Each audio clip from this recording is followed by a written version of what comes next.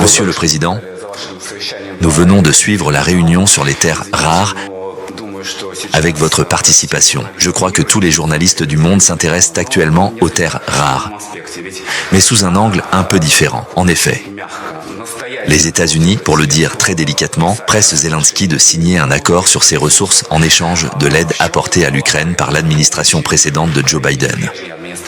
Comment évaluez-vous les perspectives de cet accord ? Cela ne nous concerne pas. Je ne l'évalue aucunement et je ne veux même pas y penser. Il faudrait bien sûr évaluer les ressources, leur existence en réalité, leur quantité, leur coût, et ainsi de suite. Mais cela, encore une fois, ne nous concerne pas. Par contre, ce qui nous concerne, c'est ce dont nous avons parlé lors de la réunion.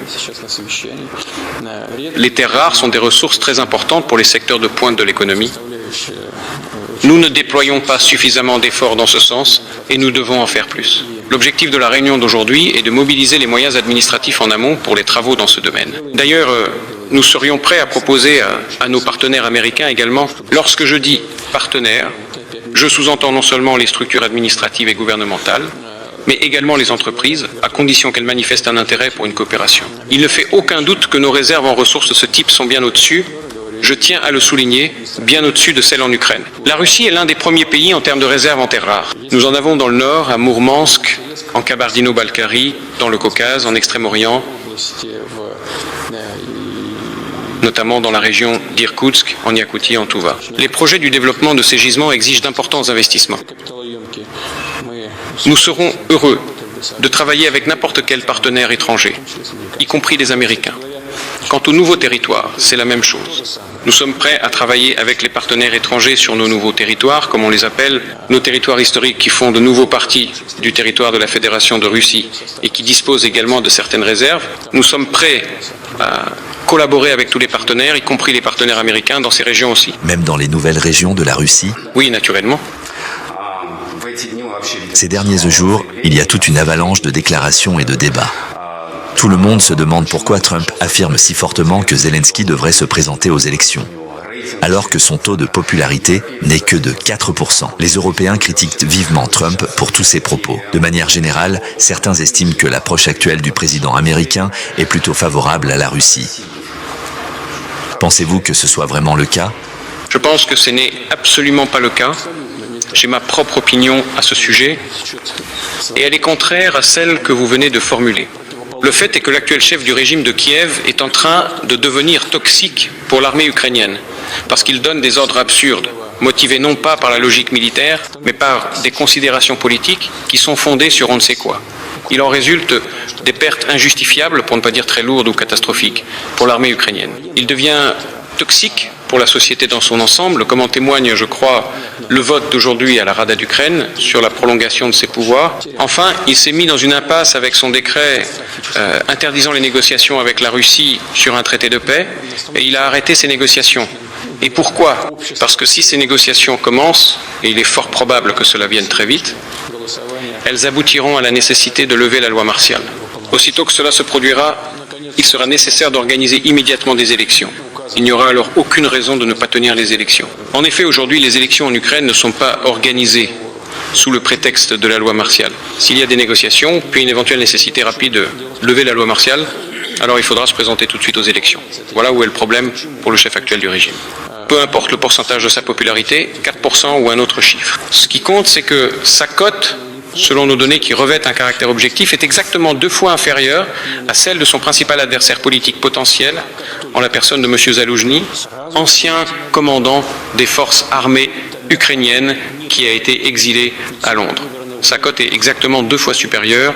Si on ajoute à cela un possible soutien apporté à ce potentiel candidat par d'autres personnalités politiques, y compris d'anciens premiers ministres et d'anciens présidents, alors il n'y a absolument aucune chance que le dirigeant actuel du régime remporte les élections. Elles sont égales à 0. Sauf bien sûr si le scrutin est grossièrement truqué, mais ce sera aussi mauvais pour lui, car ce sera assez visible. Zelensky est donc une source de décomposition au sein de l'armée, de la société et de l'État. Le président Trump, en exercice, s'en rend certainement compte et le pousse vers les élections. Qu'est-ce qu'il veut obtenir ? Il me semble qu'il veut assainir la situation politique en Ukraine, consolider la société, créer les conditions pour la survie de l'État ukrainien. Dans l'ensemble, ce n'est pas tant au profit de la Russie. Après tout, nous sommes en conflit avec le régime actuel qu'au profit de l'Ukraine. Le président Trump a notamment annoncé qu'il souhaitait parvenir à la paix, de même que nous d'ailleurs, et le plus rapidement possible. Et le chef du régime actuel est en travers de la réalisation de cet objectif, d'où, à mon avis, la position du président américain. Elle n'est pas liée à ce que c'est dans notre intérêt, dans l'intérêt de la Russie, c'est plutôt dans l'intérêt de l'Ukraine, de l'État ukrainien, afin de préserver l'existence de la souveraineté ukrainienne. Nous n'avons rien contre cela non plus, même si, bien sûr, nous aimerions que ce territoire ne soit pas utilisé comme une tête de pont pour une offensive sur la Fédération de Russie, comme une tête de pont hostile pour nous. Nous voudrions que l'Ukraine devienne un État voisin amical. Nous entendons beaucoup de déclarations différentes de la part de Trump au quotidien. Vous l'avez rencontré plus d'une fois. Tout récemment, vous avez eu une conversation téléphonique. Agit-il sur la base d'émotions? Bien sûr que non. Bien sûr que l'actuel chef du régime à Kiev donne une raison pour ses émotions. Mais d'après ce que je viens de dire, ce n'est pas le cas. Cette action n'est pas basée sur l'émotion, mais plutôt sur un calcul froid, une approche rationnelle de la situation. Face à la situation actuelle, curieusement, nous étions à vrai dire intéressés qu'il soit assis là et qu'il dégrade davantage le régime dans lequel nous sommes engagés dans un conflit armé. Du point de vue des intérêts du renforcement de l'État ukrainien, il est évident que nous devons agir de manière active et bien différente, amener au pouvoir des personnes à qui le peuple ukrainien fera confiance. À votre avis, les Européens comprennent-ils au moins la situation actuelle en Ukraine? Ce sont eux qui doivent donner la réponse. À en juger par leur comportement, il me semble qu'ils ne le comprennent pas vraiment. Mais la question n'est pas là. Contrairement au nouveau président des États-Unis, les dirigeants politiques des États européens sont liés au régime actuel, ils y sont engagés. Ils leur ont dit et promis trop de choses. Et maintenant, il va être très difficile pour eux, pardon pour la simplicité de cette expression, de faire marche arrière. C'est même quasiment impossible de le faire sans perdre la face. Je veux dire qu'ils se trouvent dans une période de politique intérieure assez compliquée, marquée par des élections, des réélections, des difficultés au sein du Parlement, j'en passe. Compte tenu de ce fait, il leur est pratiquement impossible de changer de position. Contrairement à eux, le président actuel, le président nouvellement élu des États-Unis, il a les mains libres, il est libéré de ces contraintes qui l'empêchent d'aller de l'avant et de travailler à la résolution des problèmes. Il a un caractère, il agit directement, sans trop d'embarras. Il se trouve dans une position unique. Non seulement il dit ce qu'il pense, il dit ce qu'il veut. C'est un privilège du dirigeant d'une grande puissance. Il y a quelques jours, à Saint-Pétersbourg, je vous ai dit que tout le monde voulait avoir son mot à dire dans les négociations russo-américaines. Mais les Européens continuèrent d'insister, d'exiger d'avoir leur mot à dire dans les négociations sur l'Ukraine.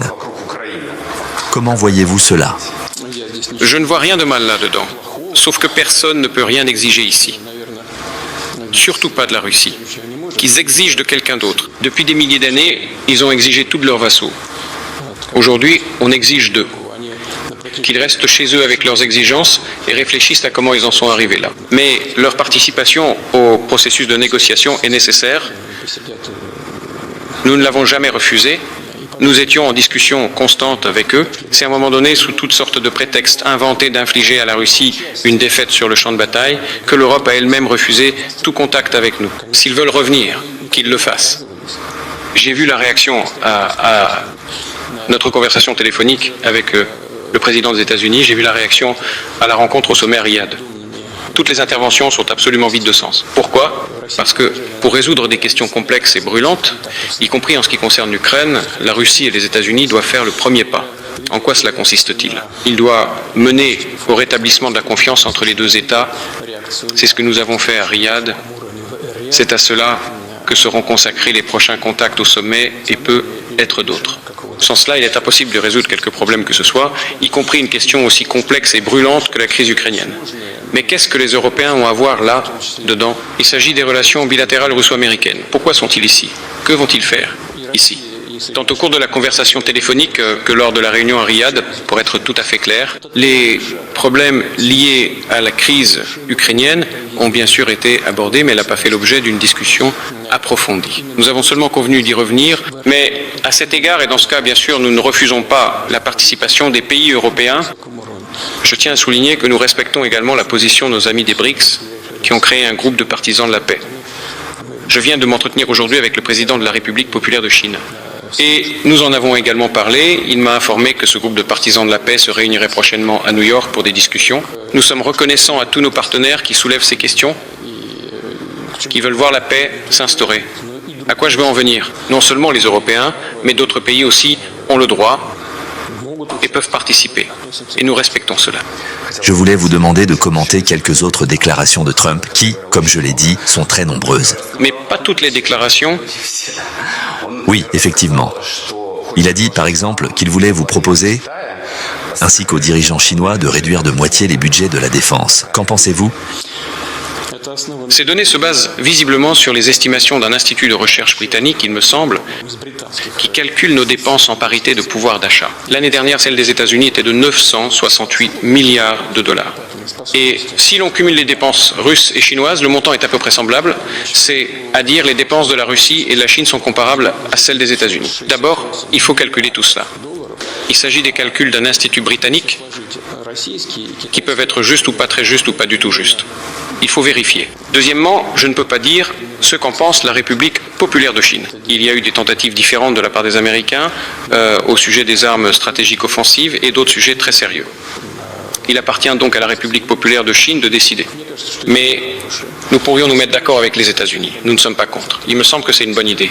Les États-Unis réduiraient de 50% et nous réduirions de 50%. Et la République populaire de Chine pourrait se joindre à nous, si elle le souhaite. Nous considérons qu'il s'agit d'une bonne proposition et nous sommes prêts à en discuter.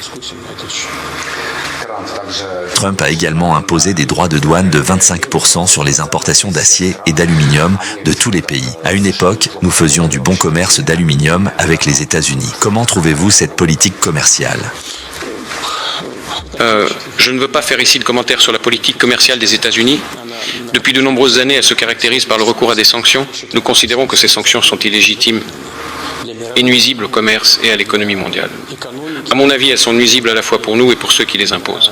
Quant à la politique commerciale qui consiste à augmenter les taux, les droits de douane et ainsi de suite, il appartient à chaque pays de déterminer par lui-même ce qui lui est favorable et ce qui ne l'est pas. Je peux comprendre la logique qui consiste à ramener la production dans le pays, à créer des emplois, à faire payer des impôts à tous les niveaux du système fiscal, mais à un moment donné, bien évidemment, ces actions rencontreront certaines difficultés liées à l'inflation, à la hausse des prix des marchandises, entre autres. Mais les experts le savent et pourraient vous l'expliquer plus en détail. En ce qui concerne l'aluminium, en 2017, la Russie a fourni environ 15% de toutes les importations américaines en aluminium. Globalement, les États-Unis, si je me souviens bien, produisent eux-mêmes 60% de l'aluminium dont ils ont besoin, tandis que 40% sont importés et 15% proviennent de Russie. Le principal exportateur vers les États-Unis est aujourd'hui le Canada. Si on décidait d'ouvrir le marché américain à nos producteurs, on pourrait y vendre environ 2 millions de tonnes d'aluminium. Cela n'aurait pas un effet majeur sur le prix, mais à mon avis, cela aurait quand même un effet modérateur pour le stabiliser. De plus, je pense que le plus important est que nous pourrions envisager de coopérer avec des entreprises américaines dans ce domaine. Par exemple, dans le territoire de Krasnoyarsk, il était déjà prévu à l'époque soviétique de construire une nouvelle centrale hydroélectrique et de créer des sites de production d'aluminium supplémentaires. La production d'aluminium dépend avant tout de l'énergie, en particulier de l'énergie bon marché. L'hydroélectricité est bon marché et entre autres respectueuse de l'environnement. C'est pourquoi ces projets existaient déjà, je le répète, à l'époque soviétique. Il s'agit toutefois d'un projet qui nécessite des investissements considérables. Selon les premières estimations, il s'agirait d'environ 15 milliards de dollars au prix d'aujourd'hui. Mais on peut y réfléchir. Il est vrai que la politique de l'actuel président américain est de localiser la production aux États-Unis. Mais si les entreprises américaines s'installent dans notre pays, ce sera aussi un avantage considérable, car leurs revenus seront élevés et les volumes correspondants d'aluminium seront livrés sur le marché américain à des prix de marché très raisonnables. C'est quelque chose à méditer. De même, nous pourrions envisager une collaboration dans le secteur des terres rares ou dans d'autres domaines comme l'énergie. Il y a quelques minutes, j'ai lu encore une autre information venant des États-Unis. Le président Trump a déclaré que les États-Unis et la Russie, dans le cadre des négociations sur l'Ukraine, discutaient de grands projets économiques. Oui, certaines entreprises sont en contact et discutent de ce genre de projet. Merci beaucoup. Merci.